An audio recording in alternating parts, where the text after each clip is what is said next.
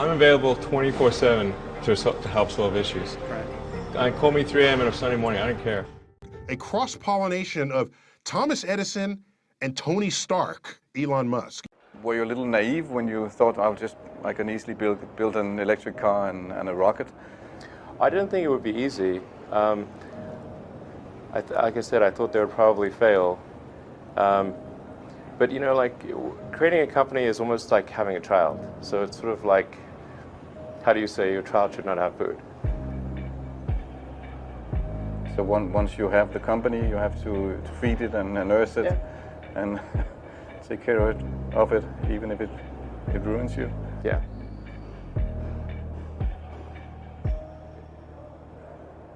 But suppose there were some tough times in 2008, end of 2008. How did you get through that period of crisis? Yeah. Can we just break for a second? Sure, of course. You want to wait a little while? Yeah, I sure hope it was worth it. Sure hope so. Sure hope it was worth it. It's everything. And I was borrowing money from friends to pay the rent. Well, I mean, Tesla really faced a severe threat of death due to the Model 3 production ramp. Essentially, the company was bleeding money like crazy, and just if we didn't solve these problems in a very short period of time, we would die.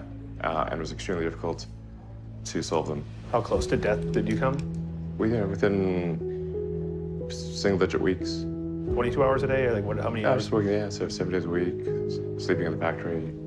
I worked in the paint shop, general assembly, body shop. Do you ever worry about yourself imploding? Like it's just too much? Absolutely. No one should put this many hours into work. This is not good. People should not work this hard. They should not do this. It's very painful. Painful in what sense? It hurts my brain and my heart. Where do you come up with your best ideas? Are you on vacation, or are you kind of just like in the middle of the night you wake up and start drawing things down? Or you know, sounds really cliche, but like the shower is probably like you know, wake up and go to shower in the morning. And I think actually what's really happened is kind of stuff is percolated in the subconscious. Right. And it's not really occurring in the shower, but you're kind of getting the results of last night's, you know, computation, basically. Right. Whatever area that you get into, given that, you know, even if you're the best, there's always a chance of failure.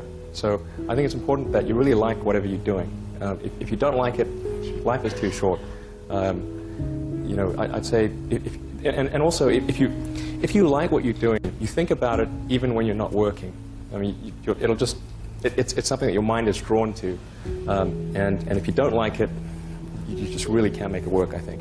When you had that third failure in a row, did you think, I need to pack this in? Never. Why not?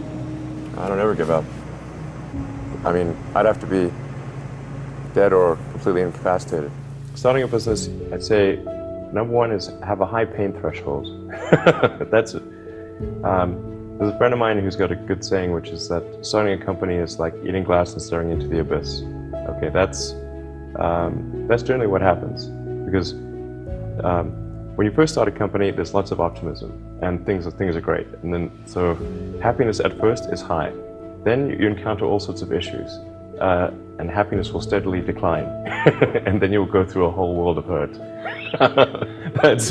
And then eventually, if you succeed, and in most cases you will not succeed, and Tesla almost didn't succeed, came very close to failure.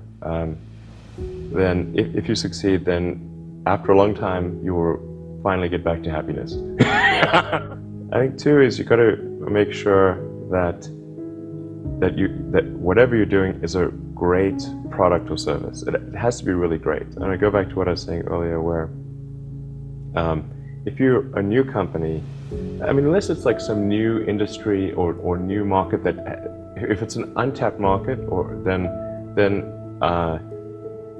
you have more ability to,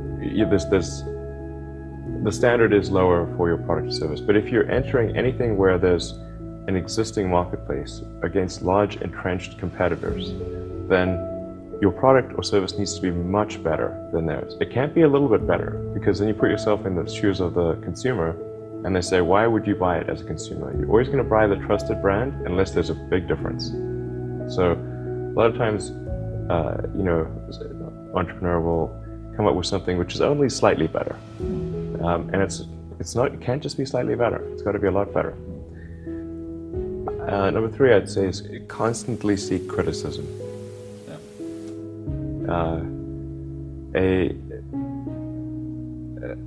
A well thought out critique of whatever you're doing is as valuable as gold.